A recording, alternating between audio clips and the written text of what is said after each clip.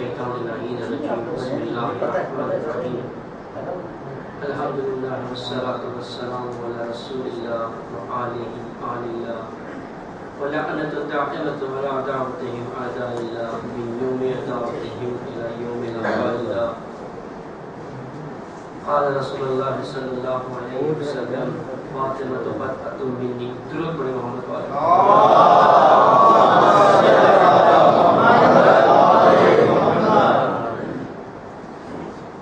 ہماری جس موضوع پر ہے وہ فاطمہ زہرا اسوہ کاملہ جناب سیدہ کے زندگی کے اس پہلو کو جہاں سے انہیں اس نظر اسوہ سے دیکھیں، اسے سمجھنے کے لیے کچھ تمہید پانا بہت ضروری ہے، لازم ہے۔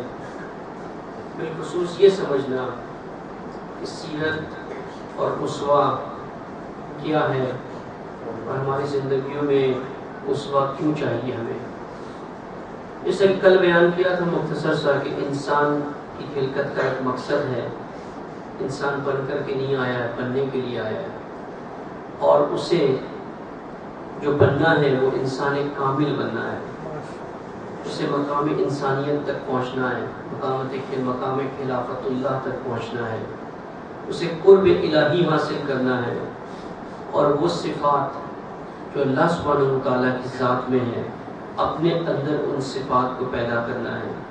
اسی کو کہتے ہیں خلافت اتصافی، یعنی خدا کی اوصاف میں، صفات میں انسان اللہ کا خلیفہ بن جائے۔ جیسے جیسے انسان کے اندر الہی صفات پیدا ہوتی جاتی ہیں ویسے ویسے اس کا قرب اللہ کے ساتھ بڑھتا جاتا ہے، یا یہ کہیں کہ قرب اگر بڑھتا جاتا ہے یعنی اس سے مراد یہ ہے کہ انسان کے اندر الہی صفات پیدا ہوتی جا رہی ہے۔ اور اس سفر کو کرنے کے لیے، یہ سفر ایک تشریعی سفر ہے، یعنی انسان کو اپنے اختیار سے یہ سفر کرنا ہے، اور اس سفر میں خود انسان کے اندر سب سے بڑی مشکل ہے جو اس کی نفس ہے، جو اس کی خواہشات ہیں، اس کے غرائز ہیں، اور باہر سے بھی ایک مشکل ہے جو شیطان ہے، جو انسان کو گمراہ کرتا ہے، اور شیطان جو مختلف شکلوں میں طاغوت کی شکل میں بن کر کے سامنے آتا ہے، جو انسان کو اپنے ہدف سے دور کرتا ہے۔ اس میں یہاں پر جو کشمکش انسان کے اندر ہے وجود میں، جہاں اسے یہ سفر کرنا ہے، یہاں پر خدا نے اس پر ایک رحمت کی، لطف کیا، اور ایک نظام ہدایت انسان کو دیا۔ یہ نظام ہدایت وہ نظام ہے، وہ سسٹم ہے جس کے تابع رہ کر کے انسان اپنے مقصد حیات، مقصد خلقت کو حاصل کر سکتا ہے۔ یہ وہ نظام ہے جو انسان کو اس نقطے پر جہاں وہ موجود ہے سے لے کر کے اس نقطے پر پہنچاتا ہے جہاں اسے پہنچنا ہے۔ اور اگر انسان اس ہدایت کے نظام کے تابع نہ آئے تو انسان یہ نہیں کہ کچھ نہیں بنتا، ضرور بنتا ہے کچھ نہ کچھ۔ انسان کی زندگی اس طرح سے نہیں ہے کہ اگر اپنے مقصد خلقت کو حاصل نہ کرے تو کچھ نہیں بنے گا، نہ کچھ بننا ہے اسے۔ انسان کے اندر ایک حیوانی پہلو ہے، ایک شیطانی پہلو ہے، ایک انسانی پہلو ہے۔ اگر انسان نہ بنا تو حیوان بن جائے گا، اور حیوان سے بھی بدتر شیطان بن جائے گا۔ حیوان وہ ہے جو حیوانی کاموں میں ہوتا ہے، شیطان وہ ہے جو دوسروں کو بھی حیوانی کاموں کی طرف لے کر کے جاتا ہے۔ یعنی یہ انسان کے نفس کے سٹیٹس ہیں، اس کے مقامات ہیں، جو اگر انسان ہدایت کے نظام کے تابع نہ آئے تو یہ اس کا اینڈ اور اس کی عاقبت یہ ہوتی ہے۔ اسی نظام ہدایت کے تحت اللہ نے انسان کو قرآن کتاب دی جو ہدایت کا منشور ہے، اور ایسی شخصیتیں بھیجی جنہوں نے آ کر کے قرآن پہنچایا اور انسان کی ہدایت کی۔ انہی میں سے انبیاء ہے، اور ائمہ علیہ السلام ہے، اور معصومین علیہ السلام ہے۔ معصومین کے بالخصوص ائمہ علیہ السلام کے دو پہلو ہیں زندگی کے، یہ بہت اہم نکتہ ہے، اسے سمجھنے کی کوشش کرنا چاہیے انسان کو۔ ایک ائمہ کا اور معصومین کا رشتہ اللہ کے ساتھ ہے، جسے کہتے ہیں رشتہ ولایت۔ یہ بھی ایک طرح کی ولایت ہے.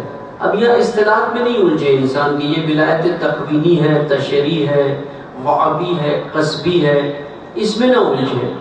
صرف یہ جانے کہ ایک رشتہ اللہ کے ساتھ ائمہ معصومین کا ہے، جو رشتہ ولایت ہے. اللہ نے ان کو مقام ولایت عطا کیا. اور ایک رشتہ ائمہ کا، معصومین کا امت کے ساتھ ہے، یعنی ہمارے ساتھ ہے. وہ رشتہ کون سا رشتہ ہے؟ وہ رشتہ ہدایت ہے. ایک رشتہ ولایت ہے جو اللہ کے ساتھ ہے، اور ایک رشتہ ہدایت جو ہے وہ امت کے ساتھ ہے. اگر امت اس رشتے کو قبول کر لے تو یہ رشتہ بھی رشتہ ولایت بن جاتا ہے. لیکن یہ ولایت ائمہ کی امت پر ہوتی ہے، ہم پر ہوتی ہے. اور کیونکہ ائمہ علیہ السلام اللہ کی ولایت میں، خود انسان بھی اسی توسل سے اللہ کی ولایت حاصل کر لیتا ہے. لیکن یہ جو رشتہ ہے، یہ جو پہلو ہے ائمہ کا جو اللہ کے ساتھ ہے، یہ بند دروازہ ہے. یہ دروازہ بند ہے، یہ کھلا ہوا نہیں ہے. اور ہماری کوشش یہی ہوتی ہے کہ ہم بند دروازے سے زیادہ داخل ہونے کی کوشش کرتے ہیں. جو در کھلا ہے، جو در اللہ نے کھولا ہے انسان کے لیے، وہ در ہدایت ہے. یہ در انسان کے لیے، اس در سے ائمہ کی طرف داخل ہونا ہے. ہم کوشش کرتے ہیں کہ ولایت کے وہ اس در سے داخل ہو جو اللہ اور ان کے درمیان ہے، جو بند دروازہ ہے. اگر انسان زیادہ کوشش کرے گا اس میں داخل ہونے کی، گمراہ بھی ہو سکتا ہے. یہ در بہت کم لوگوں پہ کھلتا ہے. جب انسان اس مقام ولایت، مقام عرفانیت پر پہنچ جائے، معرفت حاصل کر لے، تب یہ در کھلتا ہے انسان کے لیے، بھی ایک حد تک کے، اس کے آگے نہیں. لیکن جس پہلو سے ہمارا رابطہ ہونا چاہیے یا ہمارا رشتہ ہونا چاہیے، وہ ہے ہدایت کا پہلو. ہمیں ائمہ کے ساتھ ہدایت کا رشتہ جوڑنا ہے. اور اسی ہدایت کے رشتے میں جب ہم آگے بڑھتے ہیں تو اور دو پہلو نکلتے ہیں. ایک ہے اطاعت اور ایک ہے سیرت. اطاعت اور سیرت دونوں میں فرق ہے، ایک نہیں ہے، دونوں میں ڈفرنس ہے. اطاعت کیا ہے؟ اب دو آیتیں ہیں قرآن کی یہاں پر جو آپ کے سامنے پیش کریں تاکہ تھوڑی سی بات واضح ہو. ایک آیت قرآنی جو کہتی اطیع اللہ و اطیع رسولہ و اولی الامر. یہ آیت کیا کہہ رہی ہے آپ سے؟ کہ اللہ کی اطاعت کرو، رسول کی اطاعت کرے اور اولی الامر کی اطاعت کرے. دوسری آیت ہے لقد کان لکم فی رسول اللہ اسوۃ حسنہ، یعنی ہم نے رسول کے اندر تمہارے لیے ایک اسوہ بنایا ہے. دو آیتیں، ایک آیت کہتی ہے رسول اللہ کی اطاعت کریں، دوسری آیت کہتی ہے کہ رسول اللہ تمہارے لیے اسوہ ہے. یعنی اطاعت اور اسوہ میں فرق ہے، ورنہ دونوں جگہ یا اسوہ کا لفظ آتا یا اطاعت کا لفظ آتا. دونوں جگہ الگ لفظ آنا، الگ ٹرمینالوجی کا آنا اس بات کی دلیل ہے کہ اطاعت اور اسوہ میں فرق ہے. قرآن ہماری طرح نہیں ہے کہ ہم جو چاہیں لفظ استعمال کر لیتے ہیں. ہدایت الہی میں ہر لفظ، اس طرح سے ائمہ کے اقوال میں بھی ہر لفظ اور ہر جملہ اپنی جگہ ایک منفرد معنی رکھتا ہے. یہ نہیں ہے کہ اللہ کو جہاں دل چاہا وہاں اطاعت کا لفظ استعمال کر لیا، جہاں دل چاہا وہاں پر اسوہ کا لفظ استعمال کیا، اس طرح سے نہیں ہے. اب اطاعت یعنی کیا؟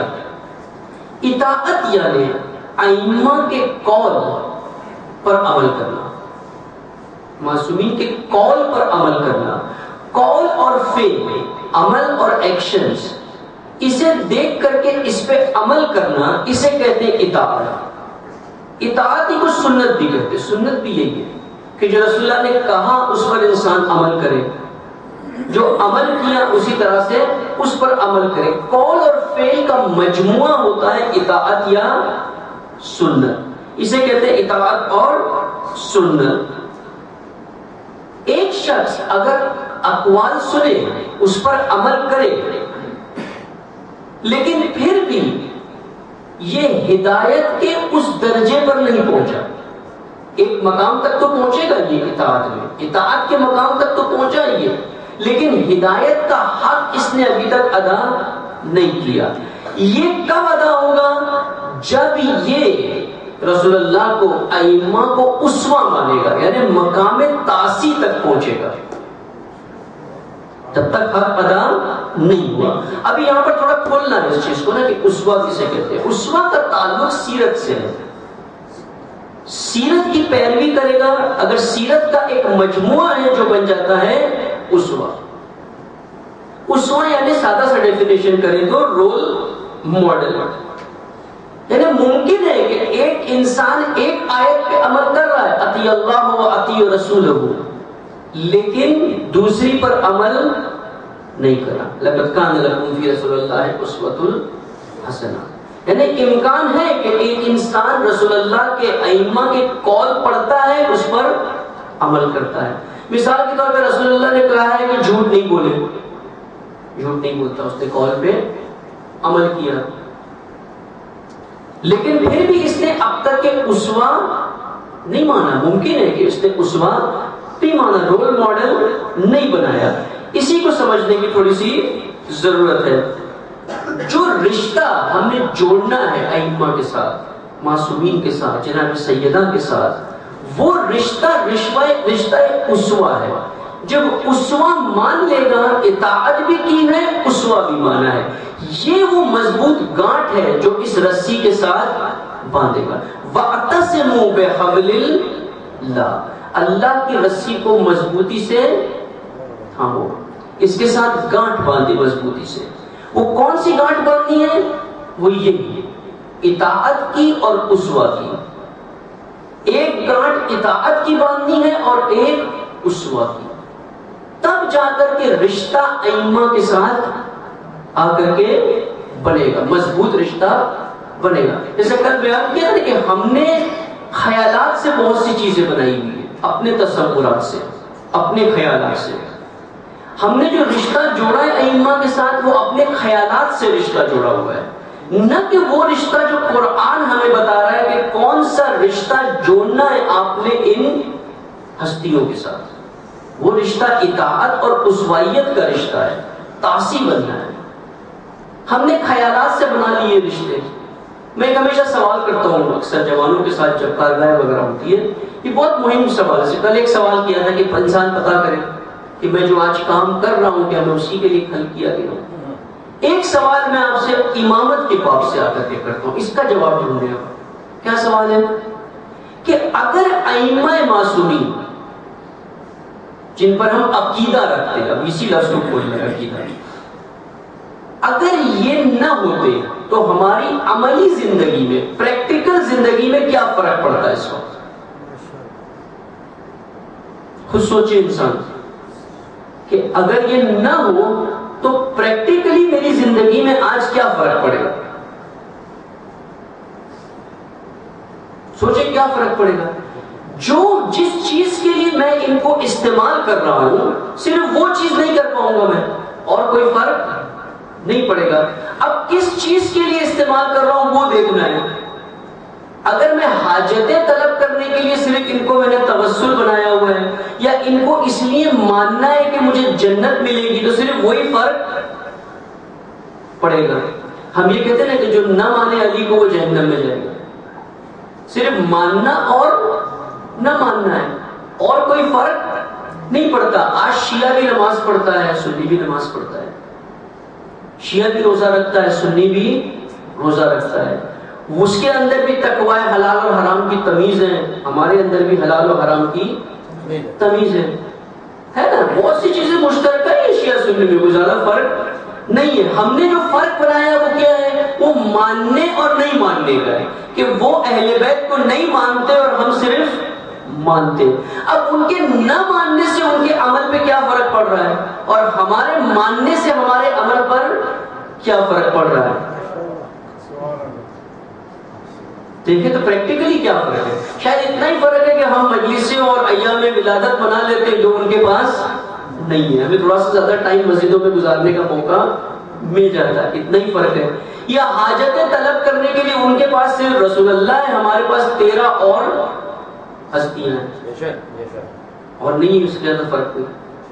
اب یہ حاجتیں بھی اگر کہیں اور سے پوری ہو جائے تو ہم چھوڑ دیں گے ان کو، مثال تو میں آپ کو کوئی پریکٹیکل مثال میں آپ کو تاکہ بات سمجھ میں آئے. ایک مشکل پیش آ جائے, مجھے پیسے نہیں ہیں میرے پاس, کل مجھے گھر کا کرایہ دینا ہے, سال بھر کا رینٹ دینا ہے, پیسے نہیں ہیں. دفتر میں گیا, آفس میں پوچھا, باس سے پوچھا لون ملے گا, نہیں مل سکتا. گھر گیا, پریشان ہے, پتا چلا آج مجلس ہے جناب سیدہ کی ولادت کی شب ہے. سوچا وہاں جا کر کے توسل کرتا ہوں, مجلس میں جا کر کے توسل کروں گا تو مل جائے گا. جیسے ہی گھر سے باہر نکلا ایک صاحب مل گئے, پریشان لگ رہے ہو, کیا بات ہے, پریشانی ہے, کیا بات ہے, تب کرایہ میں چلو میرے ساتھ, میں گھر سے آپ کو پیسے دیتا ہوں. آپ کیا کریں گے اس وقت؟ مجلس میں جائیں گے دعا کرنے کے لیے, یا اس کے ساتھ اس کے گھر جائیں گے, اس کے دفتر جائیں گے پیسے لینے کے لیے؟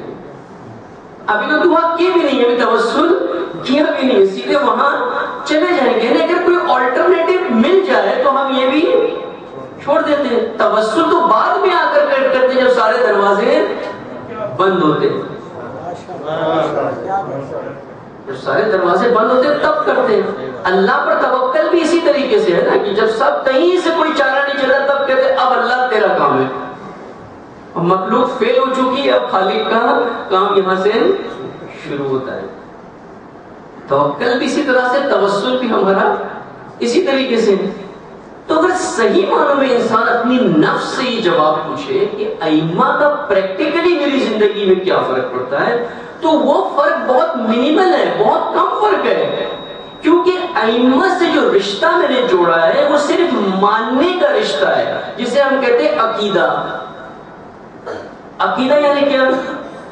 عقیدہ لفظ عقد سے آیا. عقد یعنی گانٹھ باندھنا, ایک رسی میں گانٹھ باندھے, اسے کہتے ہیں عقد. گانٹھ باندھنے کو عقد کہتے ہیں. اب خیالی گانٹھ تو آپ نہیں باندھ سکتے نا. اب اسے شادی کرتے ہیں, نکاح, نکاح کو کیا کہتے ہیں؟ عقد. اس کا ذرا ایک کو کم کریں, یہ بہت نصیحت ہے. نکاح کو کہتے ہیں عقد. اب کوئی خیالات میں کہے کہ جی فلاں لڑکی ہے, میں نے اس سے عقد کر لیا ہے, ہو جائے گا, یہ حلال ہو جائے گی اس کے لیے, وہ یا گھر میں آ جائے گی, اس کی مدد کرے گی کوئی, اس کے ساتھ ہم شریک ہو جائے گی. نہیں ہو سکتی ہے. پریکٹیکلی کچھ عمل انجام دینے ہوں گے نا, بٹھانا ہوگا, لانا ہوگا. خیالات میں 10 لوگوں سے میں چاہے عقد کر لوں, ساری زوجہ ہو جائے گی, نہیں ہو سکتی. آپ کو ایک کنویں میں گرا ہو, مثال کے طور پر کنویں میں گر جائے, اب اسے ایک رسی چاہیے, حبل اللہ چاہیے, حبل چاہیے اسے باہر نکلنے کے لیے. اب اسے اس رسی کو پکڑ کر کے اپنی کمر میں باندھنا ہوگا, گانٹھ باندھنی ہوگی, وہ بھی مضبوط, تب وہ رسی اسے نجات دے سکتی. صرف بیٹھا رہے کنویں میں کہ جی بس میں نے باندھ لیے گانٹھ, ہوگا؟ نہیں ہوگا, نہیں ہو سکتا نا. ہم نے خیالات میں, عقیدہ یعنی خیالی تصور ہم نے بنایا ہوا ہے کہ میں نے امام کو امام مان لیا ہے, صرف مانا ہے میں نے, پریکٹیکلی نہیں مانا, صرف خیالات میں نے مانا ہے, یعنی خیالات کی رسی کو باندھا ہے. اب قرآن کہتا ہے کیا کرو؟ وَاعْتَصِمُوا بِحَبْلِ اللَّهِ, اس رسی کو تھامو, نہ صرف مانو کہ ہم نے نجات کی رسی دی ہے. اسی طریقے سے نہ صرف یہ رسی نجات کی دی ہے, اسے پکڑو, اسے تھامو مضبوطی سے, اس کے ساتھ عقد بناؤ, اسے گانٹھ باندھو. اگر گانٹھ نہیں باندھی یا ہلکی باندھی تو کیا ہوگا؟ جب یہ رسی کھینچے گی باہر, بیچ میں کھل جائے گی, اور ممکن ہے کہ یہی نجات ہلاکت کا سبب بن جائے. یہی نجات پہ ہلاکت کا سبب بن جائے گی. اور یہ ہو سکتا ہے کہ روز قیامت ہم چکر میں ہو کہ مولا علی ہمیں نجات دے دے, کیونکہ ہم ان کو مانتے تھے. وہی مولا علی کے پہلے آپ اس طرف. علی کی زندگی میں اسی طرح سے نا, جس نے علی کا نام لیا اس کو ڈبل سزا دی ہے. اسی طریقے سے رشتہ یہ نہیں ہے کہ صرف خیالی رشتہ جوڑ دے, کہ ماننا صرف کافی ہے, صرف علی علی کر لے یہ کافی ہے نا. جو رشتہ قرآن بتا رہا ہے وہ 2 رشتے, اطاعت اور اسوہ.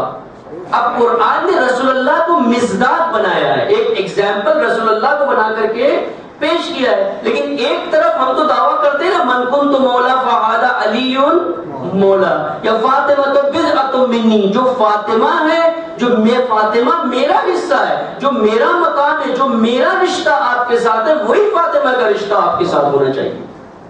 جب یہ دعویٰ کرتے ہیں تو جس طرح سے رسول اللہ کی اطاعت واجب ہے، علی کی اطاعت واجب ہے، اسی طریقے سے جس طرح سے رسول اللہ کو اسوہ ماننا ہے، علی اور فاطمہ بھی اسوہ ہے۔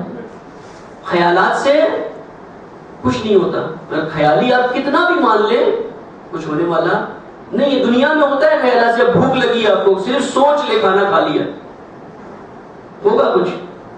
پیٹ بھر جائے گا اس سے؟ نہیں بھرے گا، نہیں ہو سکتا۔ پریکٹیکل ہو جائے، تھوڑا سا پریکٹیکل آ کر کے سوچیں، عملی نہیں ہو سکتا جب تک کہ میں کوئی اقدامات نہ کروں، کھانے کا انتظام نہ کروں، کھانا لاؤں نہیں، پکاؤں نہیں، بناؤں نہیں، تب تک کہ کچھ بھی نہیں ہونے والا۔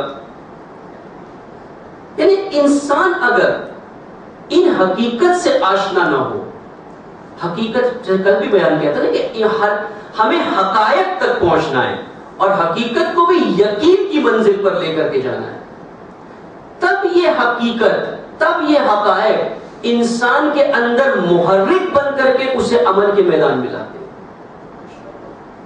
امامت کو اگر خیالی رکھا، کبھی امامت ہمیں عملی امامت کے میدان میں نہیں لا سکتی ہے۔ اگر اسے یقین تک پہنچا دیا، معرفت حاصل کی، امامت کو معرفت کا سفر کرایا، تب کیا ہوگا؟ تب انسان کے لیے محرک بنے گی۔ اسی لیے جو نورانی حدیث ہے نا کہ جس نے اپنے وقت کے امام کو نہیں پہچانا اور مر گیا، وہ کس کی موت مرا؟ جہالت کی موت مرا، جاہل موت مرا، یعنی اس کے پاس کسی چیز کا بھی علم نہیں ہے۔ یعنی امامت کی معرفت شرط ہے، نہ ماننا صرف شرط ہے، معرفت شرط ہے، اور جتنی زیادہ معرفت ہوگی اتنا زیادہ اس کا مقام بڑھتا جائے گا، اس سفر میں آگے بڑھتا جائے گا۔ یہ شہید مطہری کا بہت خوبصورت جملہ ہے کہ شیعہ اور سنی میں فرق یہ نہیں ہے کہ ہم علی کو پہلا مانتے ہیں اور وہ چوتھا خلیفہ مانتے ہیں، یا ہم علی کو ولی مانتے ہیں اور وہ خلیفہ مانتے ہیں۔ شیعہ اور سنی کا بنیادی فرق یہ ہے کہ اہل تسنن کے پاس صرف رسول اللہ کی 60 سال کی زندگی اطاعت اور اسوہ کے لیے موجود ہے، اور شیعت کے پاس 250 سال کی اطاعت اور اسوہ موجود ہے۔ یہ فرق ہے شیعہ اور سنی میں۔ لیکن اگر یہ فرق ظاہری نظر نہ آئے تو مشکل کہاں پر ہے؟ مشکل یہ ہے کہ جو رشتہ ہم نے جوڑنا تھا وہ رشتہ ہم نے نہیں جوڑا، کوئی اور رشتہ جوڑا ہے، جو رشتہ صرف خیالاتی رشتہ ہے۔ خود ایمان کے حوالے سے اگر آپ لے لیں، ایک نورانی حدیث ہے امام رضا علیہ السلام کی، جس میں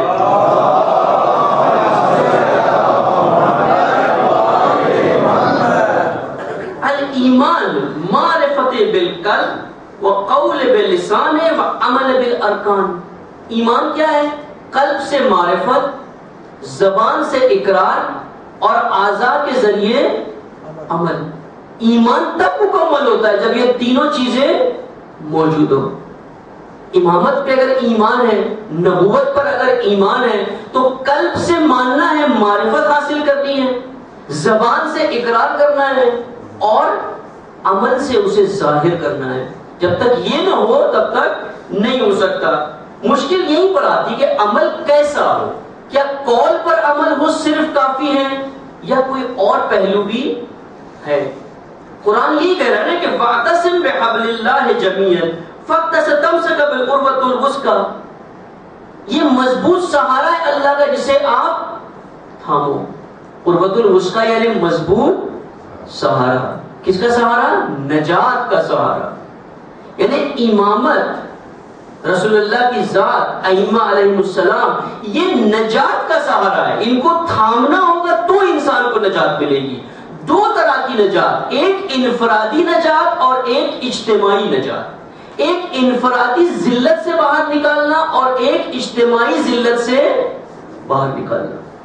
آج امت مسلمہ ذلت میں مبتلا ہے، ہر طرف ذلت ہے،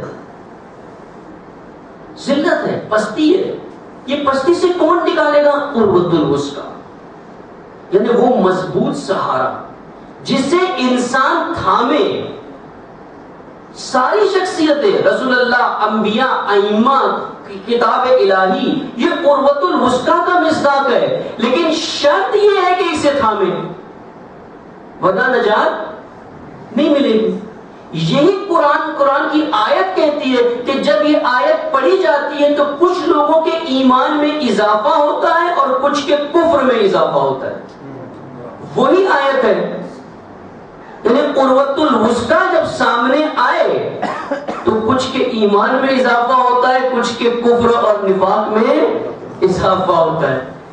مصداق صرف بدلتا ہے.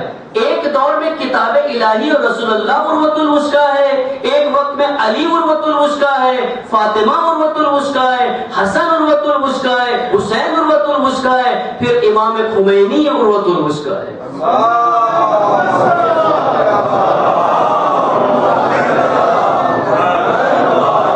ہر عصر میں وہ سہارا جو ملتوں کو نجات دے وہ قرۃ الوسطی ہے.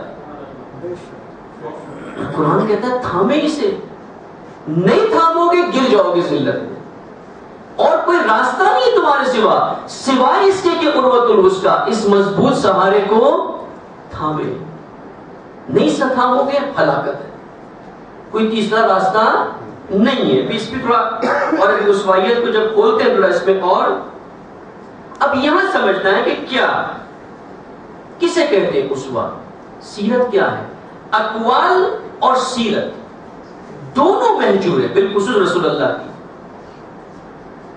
ایک شیخ ہوتا ہے یہ لکھتے واقعہ کہ ایک ایرانی مصنف، بہت بڑا رائٹر، بہت بڑا ایرانی، اس نے کئی کتابیں لکھی. کہتے ہیں میرے پاس یہ شخص آیا اور آ کر کے کہتا ہے کہ آغا میں ایک کتاب لکھ رہا ہوں، حکمت ادیان، یعنی سارے جو دین آئے تاریخ میں ان دین کی حکمت کیا ہے، اور اس کتاب میں ہر دین سے متعلق جو نبی ہے میں اس کے اقوال کو جمع کر رہا ہوں. میں نے حضرت موسیٰ کے اقوال کو جمع کیے، حضرت عیسیٰ کے جمع کیے، امیر المومنین کے اقوال بھی مجھے مل گئے، لیکن رسول اللہ کے مجھے نہیں ملتے، نہیں ملتے رسول اللہ. شیخ متحری کہتے ہیں درست نہیں ہے، فارسی زبان میں، دوسری زبانوں میں رسول اللہ کے اقوال نہیں ملتے. عربی میں ہے، اس کے منبع موجود نہیں ہے. کہ یہ محجوریت ہے، اقوال تک کے رسول اللہ کے محجور ہے، قول تک کے موجود نہیں ہے. سیرت تو اور آگے کا مرحلہ ہے، وہ کہاں ہے؟ سیرت پر کوئی کتاب نہیں، اگر ہے بھی تو کچھ اور ہے، سیرت نہیں ہے. اس جب سیرت پر کتاب، سیرت پر منبع نہیں موجود ہوگا تو کیسے اسوہ مانیں گے؟ پتہ کیسے چلے گا کیسے آئیڈیل بنانا ہے، کیسے رول ماڈل بنانا ہے؟ خود یعنی یہ موضوع ہے جو کھلنا چاہیے. ہر امام کی ولادت شہادت میں یہی موضوع ہونا چاہیے، سیرت امام، اسوہ امام، تاکہ پتہ چلے کہ ہمیں کیسے ان کو اسوہ ماننا ہے. یہاں پر اب یہاں کھولے سیرت کسے کہتے ہیں، کیونکہ فرصت کم ہے ہمارے پاس، صرف 4 مجلس سے اور ہے، تھوڑا سا مجھے تیزی سے جانا ہوگا تاکہ وہ اس نقطے تک پہنچے کہ ہم بنیاد کو سمجھ کر کے پھر جناب سیدہ کے کردار میں آ کر کے دیکھیں کہ اسوہ فاطمی کیا ہے.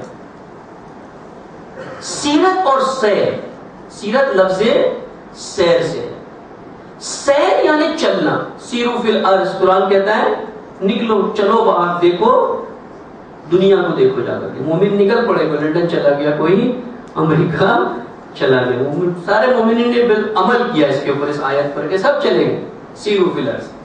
لیکن اس سے مراد یہ نہیں ہے. سیر یعنی چلنا، اور سیرت یعنی چلنے کا انداز، کیسے چلنا، چلنے کے انداز کو سیرت کہتے ہیں. اب آپ چلتے ہیں، صبح چلتے ہیں، شام چلتے ہیں، کبھی مسجد کی طرف چلتے ہیں، کبھی گھر کی طرف چلتے ہیں، ہر کوئی چلتا ہے، لیکن ہر ایک کے چلنے کا ایک انداز ہے. ایک شخص جس سے آپ آشنا ہو اس کا چہرہ نہ دیکھے، پیچھے سے دیکھ کے انداز سے پتہ چل جاتا ہے کہ یہ کون چل ہے نا. اسی طرح سے اسے کہتے ہیں سیرت، یعنی چلنے کا انداز. بولنا سیر ہے، بولنے کا انداز سیرت ہے. کیسے بولتا ہے؟ ایک ہے بولنا، ہر کوئی بولتا ہے، لیکن بولنے کا انداز کیا بولنا اطاعت ہے. اگر وہ بول رہا ہے جو رسول اللہ نے ائمہ نے کہا ہے کہ یہ بولنا ہے اور یہ نہیں بولنا ہے، یہ اطاعت ہے. لیکن بولنے کا انداز یہ سیرت ہے. جیسے مثال لیں، شاعری، شعر و شاعری کی مثال لیں. اب علامہ اقبال ہے یا سعدی ہے یا مولانا روم ہے، رومی کی شاعری ہے، ان کی شاعری کا ایک انداز ہے. جیسے علامہ کی ساری اشعار، ساری شاعریوں میں کیا ہے؟ معرفت ہے اور حماسہ ہے، بیداری ہے. جو علامہ کے اشعار کو پڑھتا ہے، کوئی اور دوسرا شعر لا کر کے پیش کرے اور بولے اقبال کا ہوئے گا، نہیں، یہ ہو نہیں سکتا اقبال کا ہی. کیونکہ اسے پتا چل گیا کہ اقبال کا انداز کیا ہے. شاعر کا اپنا ایک انداز ہے، پتا چل جاتا ہے کہ یہ شعر اس کا ہے یا نہیں ہے. یہ ایک نعرہ ہے جو لگتا ہے ہمیشہ، حسینیت کی زندگی عقیدہ و جہاد ہے. شہید مطہری کہتے ہیں کہ میں انعام دوں گا اس کو، شخص کو جو آ کر کے یہ ثابت کر دے کہ یہ حسین ابن علی کی حدیث ہے. یہ ہے ہی نہیں. اور کہتے ہیں مجھے ضرورت ہی نہیں ہے کہ میں کوئی کسی کتاب میں جا کر کے ڈھونڈوں اور پتا کروں کہ یہ ہے یا نہیں ہے، کیونکہ یہ حسین کی روش اور حسین کی انداز سے سازگار ہی نہیں ہے. یہ کہ حسین ابن علی یہ کہے کہ میرا جو بھی عقیدہ ہے میں اس کے لیے جہاد کروں، بس یہ میری زندگی ہے. پھر تو عیسائیت کی زندگی بھی عقیدہ اور جہاد ہے، کہ ان کا بھی اپنا ایک عقیدہ ہے. ہندو کی زندگی بھی عقیدہ اور جہاد ہے، اس کا بھی ایک عقیدہ ہے، اس کی وہ دفاع کرتا ہے. ہر کوئی اپنے عقیدے کی دفاع کرتا ہے نا. حسینیت کی زندگی الہیت اور جہاد یہ کہے تو یہ حسین ابن علی کا انداز ہے کہ ایک خدا کے ساتھ توحید، اس کے لیے جہاد، اس کے لیے اسٹرگل. تو یہ ہے، یعنی سیرت انداز ہے. چلنا سیر ہے، چلنے کا انداز سیرت ہے. کس سٹائل سے زندگی جینا، ہر کوئی زندگی جی رہا ہے، جینے کے انداز کو سیرت کہتے ہیں. کس طرح کی زندگی جی رہے ہو؟ کیا رسول اللہ کے طرز کی زندگی ہے، علی علیہ السلام کے طرز کی زندگی ہے، کس طرح کی زندگی ہے؟ مثال ہے کپڑے پہننا، ہر کوئی کپڑے پہنتا ہے. سردیوں میں آپ جیکٹ پہنتے ہیں، گرمیوں میں آپ پتلا لباس پہنتے ہیں. یہ کیا ہے؟ اب آپ کہیں کہ رسول اللہ کی سیرت یعنی جو رسول اللہ پہنتے تھے وہ پہننا. تو رسول اللہ تو یہ عربی لباس پہنتے تھے. اب یہ لباس پہن کر کے آپ اسکاٹ لینڈ میں تو نہیں پہن سکتے. یہ لباس وہاں -10 -20 ٹیمپریچر میں یہ لباس پہن کے تو نہیں جا سکتے وہاں پر. وہاں تو آپ کو کوٹ چاہیے، جیکٹ چاہیے، ساری چیزیں چاہیے. اگر یہ نہ ہو تو اس کا مطلب سیرت پہ نہیں ہے آپ رسول اللہ کی. نہ، سیرت یعنی کیا؟ ایسا لباس پہننا جو تن کو عفت کے ساتھ ڈھانپے، جس میں بے حیائی، بے شرمی نظر نہ آئے. اسے کہتے ہیں سیرت. انداز کیا ہے پہننے کا؟ انسان کی سٹائل نہیں بدلنی چاہیے. لباس بدل سکتا ہے. اب رسول اللہ ائمہ گھوڑے پر اور اونٹ پر سواری کرتے تھے، اونٹ پر سواری کرتے. اب آپ کیا اونٹ پہ سواری کریں گے اگر رسول اللہ کی سیرت پہ عمل کرنا ہے نا؟ سواری کوئی بھی ہو فرق نہیں پڑتا اس سے، سواری کرتے لیکن کس انداز سے سواری کرتے تھے رسول اللہ. یہ نہیں تھا کہ بیٹھ کر کے گھوڑا ایسے دوڑاتے تھے کہ کوئی بھی راستے میں آئے ادھر ادھر، کوئی ایک طغیان کی طرح جیسے ہم گاڑیاں چلاتے. ایک منظم طریقے سے، مؤدبانہ طریقے سے گاڑی چلانا، یہ سیرت رسول اللہ ہے. بے باک گاڑی چلائیں یہاں جیسے ہوتا ہے نا سڑکوں پہ کرتے نا جوان اکثر، یہ سیرت نہیں ہے. سیرت ائمہ یہ نہیں ہے. سواری کو بھی کرتے. میں حجاز میں تھا، مکہ میں، ایک ٹیکسی ڈرائیور مجھے ملا وہاں پر، بڑا مذہبی پٹھان تھا، بڑا مذہبی. اس وقت گرمی آتی، عمرہ پہ تقریباً 55 ڈگری ٹیمپریچر ہوگا. اس کو میں نے کہا ایئرپورٹ جانا ہے مجھے جدہ. اس نے گاڑی چلائی, کھڑکی کھول دی, میں نے کہا اے سی آن کریں. شدید پھر کہتا رسول اللہ کے ٹائم اے سی تھوڑی تھا, کیسے اے سی آن کرے گا؟ یہ فیکٹ ہے, یعنی میں پاکستان کہتا کہ ہم کرتے ہی نہیں اے سی, اور رسول اللہ کے ٹائم اے سی تھا. میں رسول اللہ کے ٹائم تو پھر گاڑی بھی نہیں تھی, گھوڑا تھا, اونٹ تھا, پھر اس میں کیوں بیٹھے ہو آپ؟ اس کو بھی بدلو آپ. اس سارے راستے کو بنا اے سی کے مجھے جدہ 1 گھنٹہ لے کر کے گیا بنا اے سی. کہتا دیکھو سنت ہے رسول اللہ کی, یہ نہیں ہے سیرت. وہ یو کے میں تھا, میں اسکاٹ لینڈ میں, تو اسی طرح کا ایک واقعہ اور ہوا. گوشت کی دکان پر بڑا رش لگا ایک دن. میں وہ گوشت والا اہل تسنن تھا, لیکن اس کو شیعت کی طرف کافی رجحان تھا, تو اس سے کافی بات چیت ہوتی, تو میں بھی جا کے بیٹھ جایا کرتا, اس سے کچھ سوالات ہی. اچانک ایک دن جمعہ کا دن تھا, نماز کے بعد شام میں دفتر سے آ کے گوشت لینے گیا, تو وہ کہتا عجیب مولانا صاحب نے پھنسا دیا ہمیں آج. کیا ہو گیا؟ آج خطبے میں پڑھا مولانا صاحب نے کہ رسول اللہ کی سنت یہ تھی کہ وہ جو کندھوں کا گوشت کھاتے تھے, شولڈر کا گوشت کھایا کرتے تھے. ہر کوئی آ رہا ہے شولڈر کا گوشت دے, باقی سارے بکرے کی باڈی ایسے ہی رکھی ہوئی. یہ سنت رسول اللہ ہے. یہ نہیں ہے سیرت. سیرت انداز زندگی. کھائے حلال کھانا, یہ انداز زندگی. حلال کھانا سیرت ہے, حلال کمانا سیرت ہے, یہ سیرت ہے. ہر دور میں ایک سیرت کا قانون جو بہت مہم ہے سمجھنا, حالات کے مطابق سیرت نہیں بدلتی کبھی. یہ اہم نقطہ ہے. اگر سیرت کو سمجھنا ہے تو حالات کتنے بھی بدلے سیرت نہیں بدلے گی. اب آپ امیر المومنین کو دیکھ لیں, پہلے خلیفہ نہیں تھے 25 سال, وہی زندگی کی روش تھی, وہی زندگی کا طریقہ تھا, وہی لباس تھا, وہی غذا تھی. جب خلافت ملی 4 سال, تب بدل گیا رویہ؟ نہیں بدلا. وہی رویہ, وہی پھٹی ہوئی جوتی, وہی رویہ. یعنی حالات بدلنے سے سیرت نہیں بدلتی, روش نہیں بدلی. اب علی کے ساتھ دوسروں کو دیکھیں, زبیر ابن عوام, یہ وہ شخص تھا جس کے لیے جناب سیدہ نے وصیت کی کہ اگر یا ابو الحسن آپ میری وصیت پوری نہیں کر سکتے ہو تو زبیر تمہیں وارث بناتی ہوں. اتنا مخلص شخص تھا یہ, سیف الاسلام, اتنا مخلص شخص. یہ اس وقت جب امیر المومنین سے بیعت کرانے آئے, یہ گھر میں موجود تھا. اسے نکال کر کے مارا باہر اور تلوار توڑ دی. پہلے خلیفہ کے بعد جب شورا ہوئی, اس میں واحد شخص جس نے امیر المومنین کے لیے ہاتھ بلند کیا وہ یہ شخص تھا.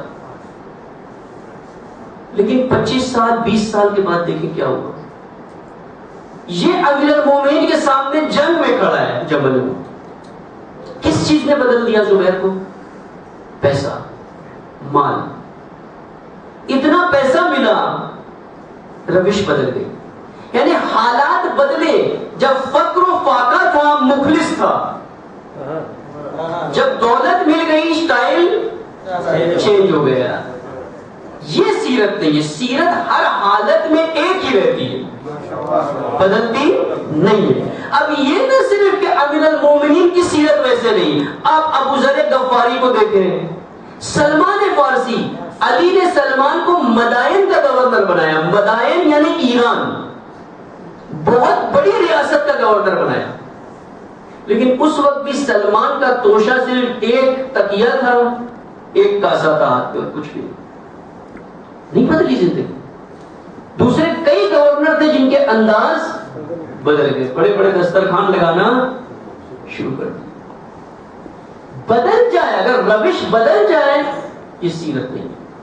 سیرت یعنی ہر حال میں وہی روش ہونی چاہیے. یہ ابو ذر غفاری کا بڑا خوبصورت واقعہ ہے. جب خلیفہ سیوم نے نکالا ان کو باہر اور دمشق میں بھیجا, دمشق میں بھیجا تو وہاں بھی ابو ذر نے ہر حالت میں وہی حماسی انداز اپنایا, کہیں پر بھی تھے وہی روش تھی. تب ان کو کنٹرول کرنے کے لیے اپنے غلام کو چنا. غلام کو کچھ دینار دیے بڑے زیادہ, اور کہا ابو ذر کے پاس جائیں اور ابو ذر سے کہیں کہ یہ دینار لیں, اگر ابو ذر آپ نے نے یہ قبول کر لیا تو مجھے خلیفہ آزاد کر دے گا.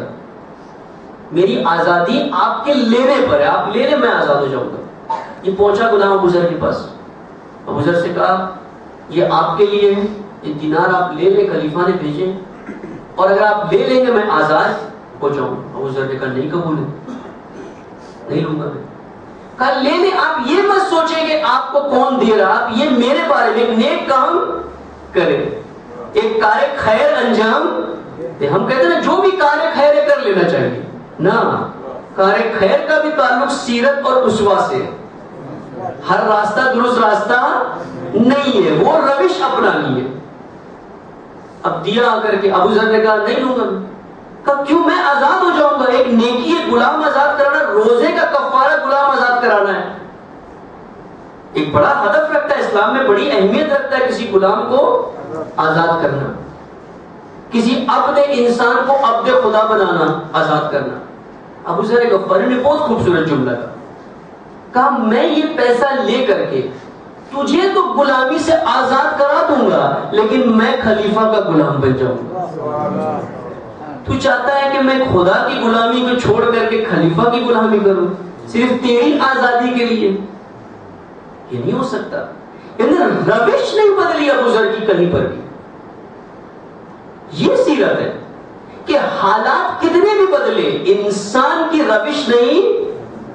ہماری آج کیا ہے, ہم کس کی سیرت پہ چلتے ہیں, جیسے حالات بدلے ویسے ایڈجسٹمنٹ کرنا شروع ہو جاؤ. ہم ایڈجسٹ کرتے ہیں, ہر حالات کے ساتھ ایڈجسٹ کرنا شروع ہو جاتے ہیں, ہر حالات کے ساتھ. اب حالات ٹھیک نہیں, ہمیں ایسا کرنا چاہیے. اب حالات ٹھیک نہیں, ہمیں ویسا کرنا چاہیے. دیکھیں کہ ائمہ نے کیا کیا, ان کی روش کیا ہے. عمل بدلا ائمہ کا, لیکن طریقہ روش نہیں بدلی. اب دیکھیں امام حسن نے صلح کی, ابا عبداللہ نے قیام کیا. یہ دو عمل ہے لیکن روش وہی ہے. طاغوت کے آگے نہیں جھکے دونوں حالات میں. صلح سے بھی فتح تھی, قیام سے بھی فتح تھی. امام صادق نے کیا کیا, مدرسہ چلایا. امام سجاد نے دعائیں سکھائی. یہ سارے کے سارے کس روش پہ تھے؟ اسی روش پہ تھے کہ امت کو بیدار کرے. کسی نے درس سے بیدار کیا, کسی نے خون سے بیدار کیا, کسی نے اپنی مظلومیت صلح ظاہر کر کے بیدار کیا, کسی نے آ کر کے دعاؤں سے بیدار کیا. روش وہی تھی, بیدار کر. یہ سیرت ہے. عمل بدل سکتا ہے لیکن روش وہی. فَمَن يَكْفِرْ بِالطَّاغُوتِ, یہ اصول ہے. سیرت یعنی کیا؟ سیرت یعنی قرآنی اصول کو عملی جامہ پہنانا. اگر آپ سمپل سمجھنا چاہیں سیرت اور اسوہ کسے کہتے ہیں, اگر قرآن کی آیتوں کو, ایک پینٹر کو لیں, ایک آرٹسٹ کو لیں اور اسے کہیں کہ قرآن کی آیتوں کو ایک پریکٹیکل مجسمہ بنائے اس کا, تو کیا بنے گا؟ سیرت اور اسوہ. سیرت اور اسوہ یعنی قرآن کے قانون کا عملی مجسمہ. قرآن سے ہٹ کر کے کچھ بھی نہیں, ہر عمل قرآن کی روش کے مطابق. قرآن کہتا ہے فَمَن يَكْفِرْ بِالطَّاغُوتِ, طاغوت کا انکار. اب طاغوت کہیں بھی قبول نہیں ہو سکتا. اب امیر المومنین کو حکومت کا درد تھا, جناب سیدہ کو درد تھا کہ حکومت علی کو نہیں ملی. کس لیے درد تھا؟ کس لیے تھا؟ کہ اس حکومت کے ذریعے عدل و انصاف کو نافذ کرنا ہے. وہی رسول اللہ نے جو کام کیا تھا اسی کام کو آگے لے کر کے چلنا ہے نا. یعنی حکومت کس لیے تھی علی کے لیے؟ لوگوں کے لیے تھی, اپنے فائدے کے لیے نہیں تھی. درست ہے نا, اپنے فائدے کے لیے نہیں تھی. لیکن جب ابو سفیان امیر المومنین کے پاس آیا اور کہا یا علی میں لشکر دیتا ہوں, میں وسائل دیتا ہوں, قیام کریں, میں آپ کے ساتھ ہوں, حکومت لے لیں. علی کو تو پتا تھا نا مجھے حکومت کس لیے چاہیے, عدل و انصاف کے لیے چاہیے نا, تو لے لیتے, کیوں نہیں وہ راستہ اپنایا؟ یہی سیرت کے اصول ہے کہ طاغوت کے ساتھ مل کر کے دوسرے طاغوت کے ساتھ بھی کے خلاف بھی قیام نہیں کر سکتے ہو. حکومت امت کے در سے آئے، نہ طاغوت کے در سے آئے. امت بیدار ہو کے جب علی کے در پر آئے تب علی حکومت کے لیے تیار ہے. نہ آ کر کے کوئی امریکی آ جائے، کوئی مصری آ جائے، کوئی سعودی آ جائے کہ ہم حکومت دیتے لے، نہیں قبول ہے. قبول نہیں کر سکتے علی. کر لے قبول، لوگوں کا فائدہ ہے نا، نہیں ہوگا فائدہ، ہوگا بھی نہیں اس طرح کی حکومت سے. یعنی حالات بدلے، سیرت ایک رہتی ہے. سیرت یہی ہے، روش. کیا روش اپنائی ہے ائمہ نے، اسی کو سیرت کہتے ہیں. ہم سمجھتے کہ حالات ایسے کہ ہمارے پاس کوئی راستہ نہیں ہے. اب امیر المومنین کے پاس ایک راستہ مل گیا سامنے، ابو سفیان بڑی شخصیت ہے، چھوٹی شخصیت نہیں ہے، بلکہ خون بھی نہیں بہتا. اگر ابو سفیان اپنا لشکر لے کر کے علی کو ساتھ لے کر کے نکل آتا، بنا خون بہائے یہ حکومت مل جاتی.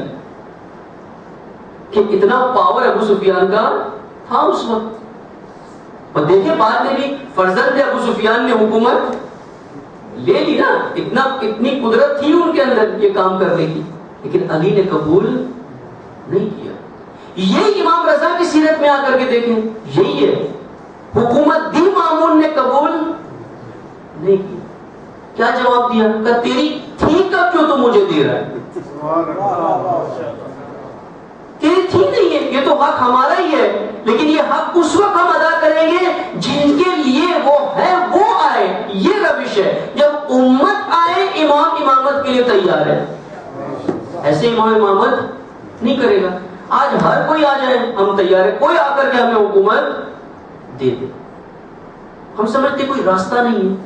ائمہ کے پاس نہیں تھا راستہ. کیا کیا ائمہ نے بیٹھ کر کے؟ اگر حکومت نہیں ملی تو صرف بیٹھے رہے، یا بیدار کیا ملتوں کو، امتوں کو بیدار کیا، اور وہ خزانے دیے جسے کشف کر کے 1400 سال کے بعد آ کر کے حکومت اسلامی نافذ ہوئی.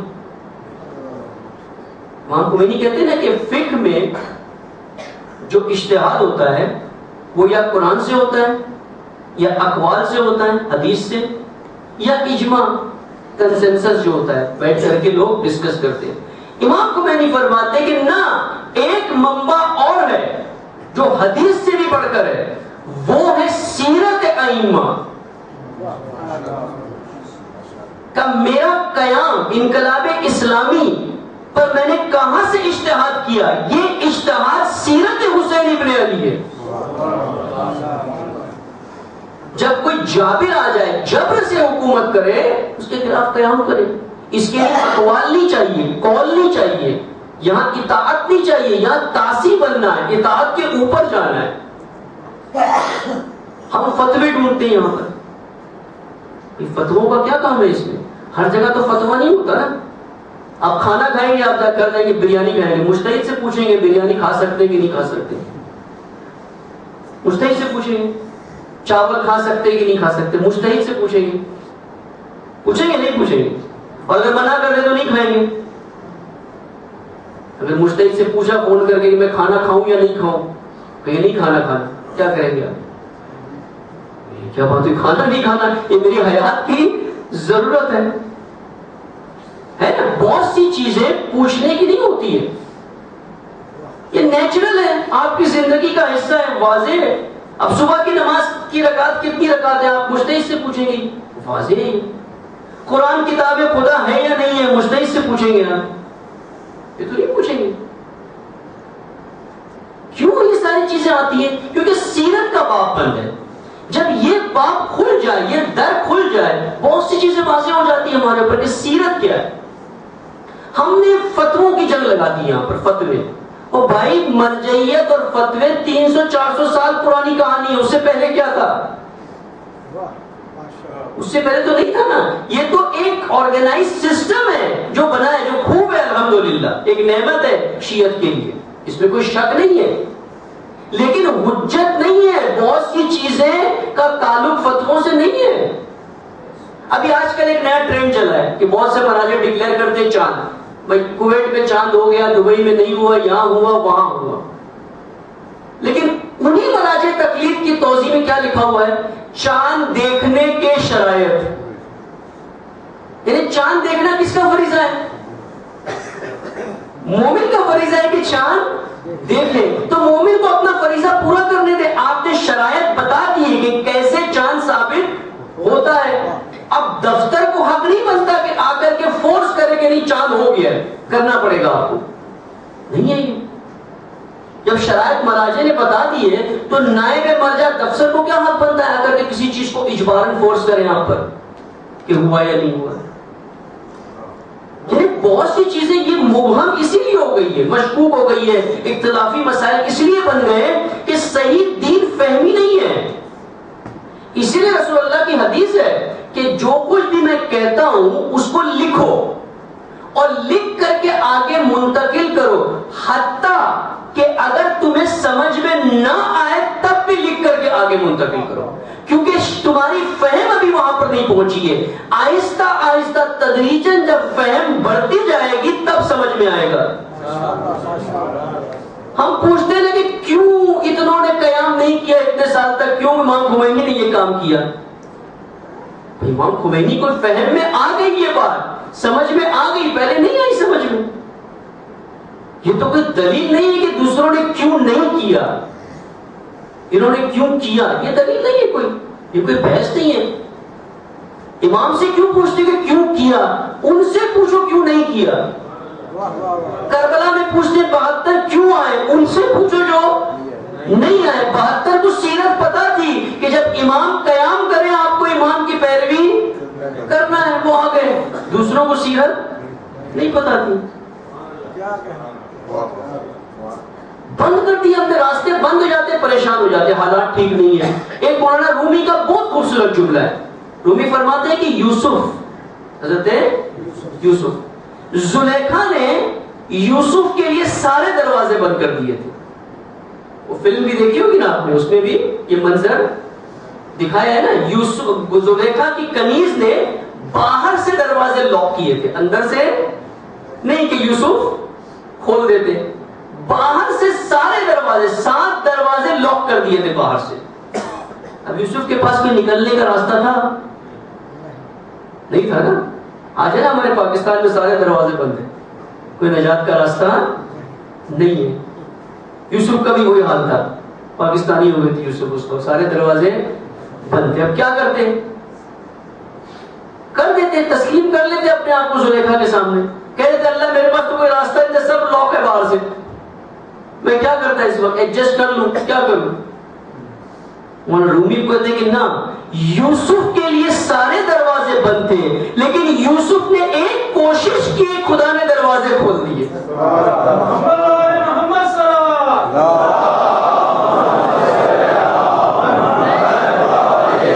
تم کوشش تو کرو. ائمہ کی سیرت یہی ہے کہ جب حکومتوں نے، ظالمین نے، طاغوت نے سارے دروازے بند کر دیے، ائمہ نے کوشش جاری رکھی، کوشش کو نہیں چھوڑا، اسی لیے شہید ہوئے، اسی لیے شہید ہوئے. آپ کوشش تو جاری رکھیں، خدا دروازے کھولے گا. بند دروازوں کو دیکھ کر کے بیٹھ نہ جائے، کیونکہ زلیخا سامنے ہے، جواز جلدی بن سکتا تھا. یہاں بھی وہی حال ہے. زلیخا یعنی لذت، زلیخا یعنی خواہشات. اس وقت زلیخا کا مزداق یہی تھا، خواہشات کی پیروی کرنا. یوسف نے خواہشات کی پیروی نہیں کی، بلکہ کوشش کی عبور کرنے کی.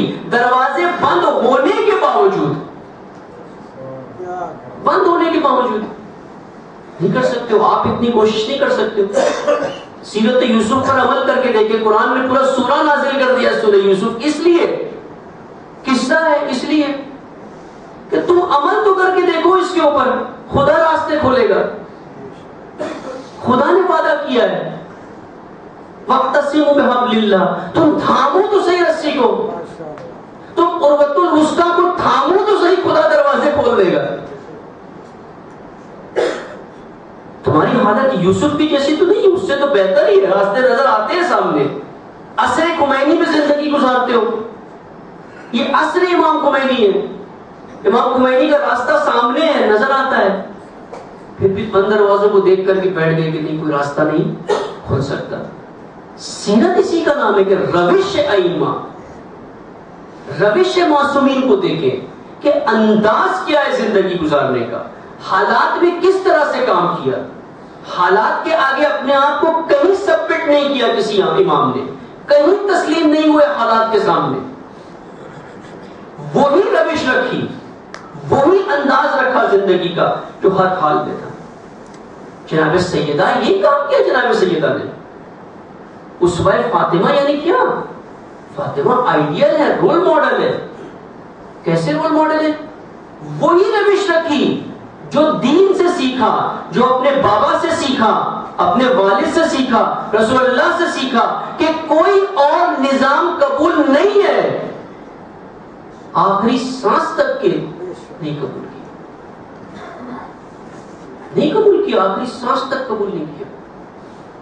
نہ صرف قبول نہیں کیا بلکہ براعت کی, شدت کے ساتھ براعت کی, شدت کے ساتھ. تاریخ گواہ اس بات پر کہ جنہوں نے حق غصب کیا, جب ان کو پتا چلا جناب سیدہ کا گریا, اور عورتوں نے آ کر کے جب کرٹیسائز کیا, یہ 2 افراد گئے جناب سیدہ کے در پہ اور کہا ہم چاہتے ہیں کہ معاف کر دیں ہمیں. جناب سیدہ نے اجازت نہیں دی اندر آنے کی, کہا نہیں ملوں گی. اسما سے کہا نہیں, قید نہیں ملنا. پھر یہ علی علیہ السلام کے پاس گیا, مولا علی کے پاس گیا, کہا یا علی ہم چاہتے ہیں 1 مرتبہ ملنا. میں دیکھتا ہوں, میں کہا نہیں دیکھتا ہوں نہیں آپ. کہا ٹھیک ہے میں وعدہ کرتا ہوں, بس 1 ملاقات آپ کی کراؤں گا. چاہ کے جناب سیدہ سے کہا کہ ملنا چاہتے ہیں. کہا میں نے عہد کیا ہے, میں نے ان کا چہرہ بھی نہیں دیکھا. علی نے کہا کہ میں نے بھی وعدہ کیا ہے ان سے, آپ میرے شوہر ہو, آپ میرے ولی ہو, جب آپ نے وعدہ کیا ہے تو میں آپ کو رسوا نہیں ہونے دوں. اس ہر لمحے سیرت ہے. کہا آئے, بلایا, اندر آئے. اب اسلام میں سلام کرنا واجب نہیں ہے, مستحب ہے. جواب دینا واجب ہے. سلام کیا, سیدہ نے جواب نہیں دیا. کیوں نہیں جواب دیا؟ سلام کا جواب مومن مسلمان کے لیے واجب ہے. یعنی جو حکومت اسلامی الہی معیارات پر حکومت کو نہ مانے, نہ قبول کرے, سیدہ کے نزدیک مسلمان تک کے نہیں ہے, وہ سلام کے جواب دینے کا بھی اہل نہیں ہے. یعنی چھوٹا مسئلہ نہیں ہے یہ. اندر آ کر کے بیٹھے, بات شروع کی, جناب سیدہ نے اپنا منہ پھیر لیا. وہ لکھا ہوا ہے ہر چیز واضح. جب جناب سیدہ اس طرف پلٹی, یہ بھی اس طرف پلٹے. جناب سیدہ نے اور اپنا چہرہ پھیر لیا. انہوں نے کہا یا علی ہم بات کرنا چاہتے ہیں. جناب سیدہ نے کہا علی مجھے ایک اور چادر لا کر دے جو مجھے پوری طرح سے ڈھانپ دے کہ میری نظر ان پہ نہ پڑے. پھر جو جملے کہیں کہ پتہ ہے تم نے کیا کیا ہے, کیا حق مارا ہے تم نے. جب یہ باہر نکلے, لعنت کی ان کے اوپر, باہر جب نکلے تو ایک شخص رونے لگا کہ یہ کیا کر دیا میں نے, ہم سے کیا ہو گیا. تو دوسرا کہتا ہے کہ کہیں یہ نہ ہو کہ تم فاطمہ کے آنسوؤں میں آ کر کے یہ حکومت دے دو. سارا مسئلہ حکومت کا تھا, سارا قیام ولایت کے لیے تھا. یہ سیرت سیدہ ہے. یہ نہیں ہے کہ جو شکیفہ میں ہوا اس کی تائید کر دے کیونکہ اور کوئی راستہ نہیں ہے. راستہ نہیں, علی کے پاس کوئی راستہ نہیں تھا سوائے اس کے کہ خون بہا کر کے مجبوراً حکومت لے لے, جو سیرت میں نہیں ہے. سیرت امامت کے باب پہ نہیں ہے یہ کہ اجباراً آ کر کے حکومت لے لے, ورنہ امام زمانہ کب سے آ کر کے حکومت لے لیتے. نہیں, اس چیپٹر میں نہیں ہے, یہ روش نہیں ہے امام کی. یہ سارے دروازے بند تھے, کر لیتے قبول, ایڈجسٹ کر لیتے, نہیں کیا ایڈجسٹ. کیوں؟ کیونکہ حکومت ولایت کس لیے ہے؟ اس لیے نہیں ہے کہ ایک حکومت چلا کر کے لوگوں کو ایک اکنامک سسٹم چلانا ہے, اقتصاد دینا ہے, لوگوں کو جاب دینا ہے, لوگوں کے لیے بیمارستان, ہاسپٹل بنانے, روڈ بنانے, سڑکیں بنانی ہے, گاڑی بنانی. اس لیے نہیں ہے حکومت. فلسفہ حکومت کیا ہے؟ حکومت نظام ہدایت کا حصہ ہے.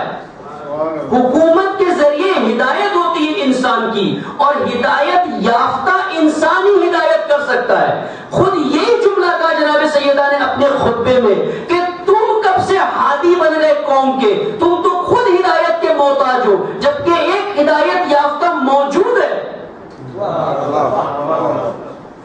حق اس کا بنتا ہے کہ جو ہدایت یافتہ ہو وہ آ کر کے ہدایت کرے۔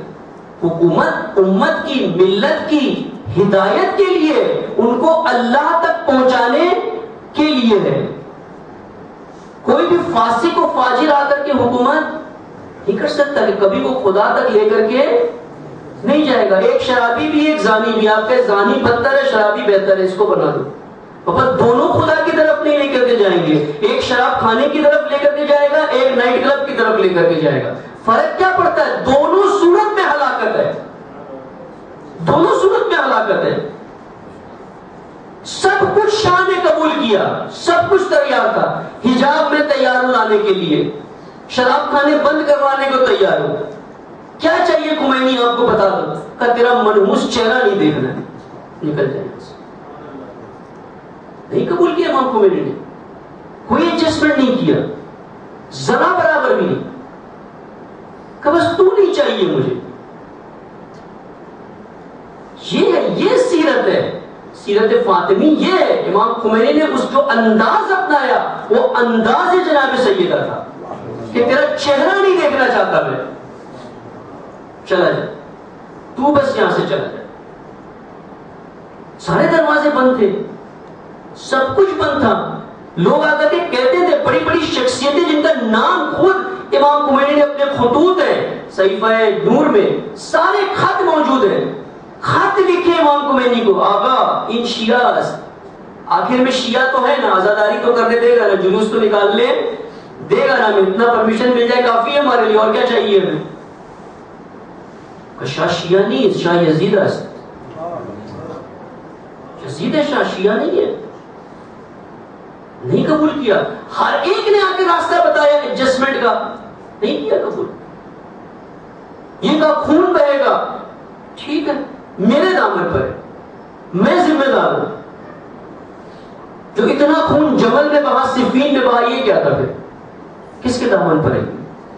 یہ رائے خدا میں خون بہا ہے، کوئی اپنی مفاد کے لیے تو نہیں بہا ہے، رائے خدا میں خون بہا ہے، ٹھیک ہے۔ یہ سیرت ہے۔ مزرعہ تسلیم را حاصل بطول، مادرن را اسوائے کامل بطول۔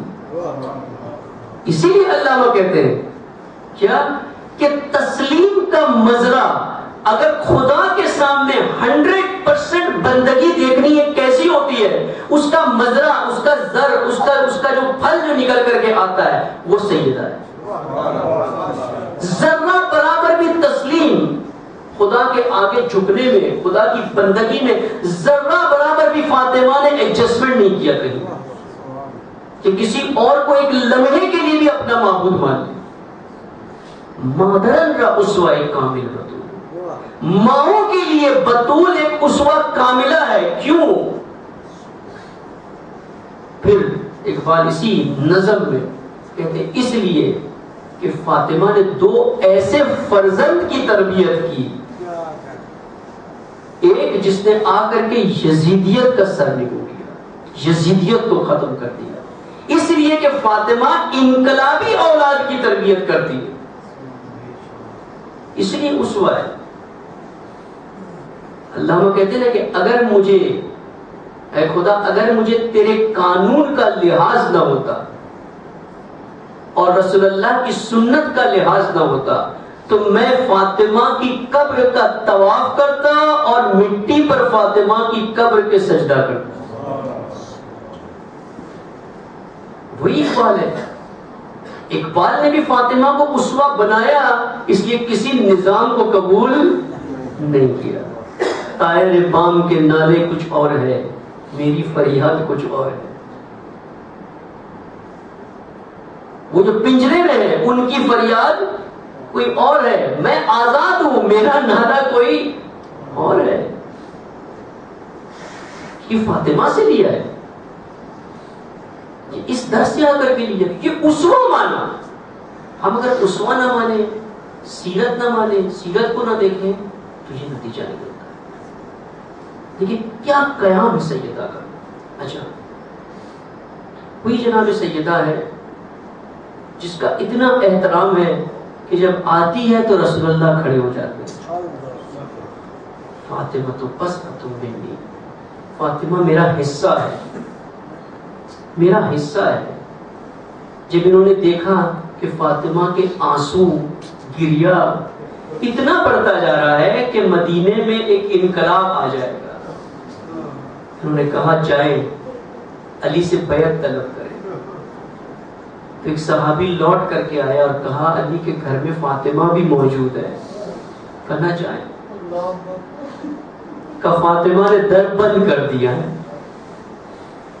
کہتی جب تک میں گھر میں ہوں کوئی اندر نہیں آ سکتا. یہ کہتا ہے کہ جائیں دروازے کو آگ لگا دے. یہ کہتا ہے کہ اے شخص یہ بتا اس دروازے کے پیچھے رسول کی بیٹی ہے، آگ لگا دے. کہ تم نہیں لگا سکتے میں لگاؤں گا، چلو. جا کر کے ندا دی فاطمہ ابو الحسن کو باہر بھیجے. علی اٹھے. ایک مرتبہ فاطمہ نے کہا یا علی آپ بیٹھ جائیں، آپ امام ہیں، فاطمہ امت ہے، امت کا کام ہے امام کی دفاع کرنا. سیدہ دروازے کے پیچھے کھڑی ہو گئی. دروازہ لکڑیوں کا ہے، اس میں میخیں کیل ہے اور پیچھے دیوار ہے. دیوار اور در کے درمیان فاطمہ کھڑی ہے. یہ ملعون کہتا ہے فاطمہ در کھولے ورنہ آگ لگا دوں گا. انہوں نے ایندھن جمع کیا، آگ لگائی، پھر ایسی ٹھوکر ماری دروازے کو، فاطمہ در و دیوار کے درمیان پس گئی. محسن شہید ہو گئے، پہلو زخمی ہو گیا. فاطمہ بے ہوشی کی حالت میں زمین پر ہے. ایک مرتبہ یہ اندر گئے، علی کو اس حالت میں کھینچ کر کے باہر نکالا. راوی لکھتا ہے کہ علی کے جسم کا کوئی حصہ ایسا نہیں تھا جس کو کسی نے دبوچ کے نہیں پکڑا ہو، ہر کوئی علی کو اس انداز سے لے کر کے نکلا. ایک مرتبہ جب فاطمہ نے یہ منظر دیکھا، فاطمہ نے علی کا کمر بند تھام لیا، علی کے ساتھ ساتھ کھینچنے لگی. جب اس ملعون نے دیکھا کہ فاطمہ بھی ساتھ آ رہی ہے، فاطمہ سے کہا فاطمہ علی کو چھوڑ دے.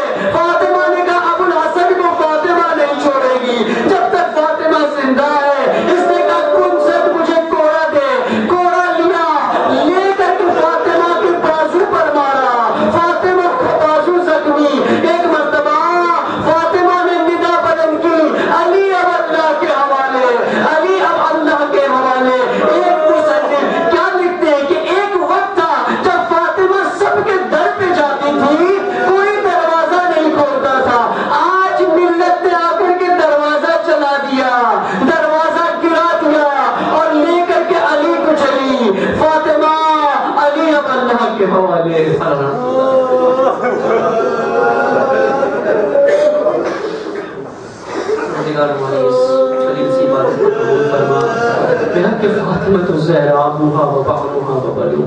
پروردگار ہماری اجتماعی مشکلات کو حل کر. پروردگار ملت مسلمہ، ملت اسلام جہاں جہاں پر پریشان حال ہے، مظلوم ہے، خدا ہم سب کو اس مشکلات سے نجات دے. پروردگار ہمارے اندر استقامت اور صبر پیدا کر کے ہم تیری راہ میں آگے بڑھ سکے. پروردگار ہمیں توفیق دے کہ ہم ان ہستیوں کو جن کو تو نے ہمارے لیے بھیجا ہے، ہم ان کو واقعی اسوہ سمجھ کر کے ان کی پیروی کرے. پروردگار ہمیں ہمارے لیے راہ نجات صراط المستقیم کو ہمیشہ واضح رکھ، ہمیں قائم و دائم رکھ، ہمارے اندر ثبات پیدا کر. انقلاب اسلامی کا پرچم بلند فرما، رہبر معظم کی حفاظت فرما، سید نصر اللہ کی حفاظت فرما، دیگر مجاہدین اسلام حزب اللہ کے جوانان جو اس وقت سرحدوں پر دین کی اسلام کی دفاع کر رہے ہیں ان کی حفاظت فرما. داعش کا منحوس سایہ ہمارے سروں سے اٹھا دے، ان کو ذلیل اور رسوا کر کے نیست و نابود فرما. پروردگار قرۃ الوثقی حجۃ الاسلام والمسلمین استاد بزرگ غسی جواد نقوی کی حفاظت فرما. پروردگار پاکستان ملت کو تشیع پاکستان کی حفاظت فرما. ملت پاکستان کو ان طاغوتوں سے نجات دلا. پروردگار امام زمانہ کا جلد از جلد ظہور فرما، ان کے ظہور میں تاجیل فرما اور ہمیں ان کے انصار میں شامل فرما. ماتم حسین.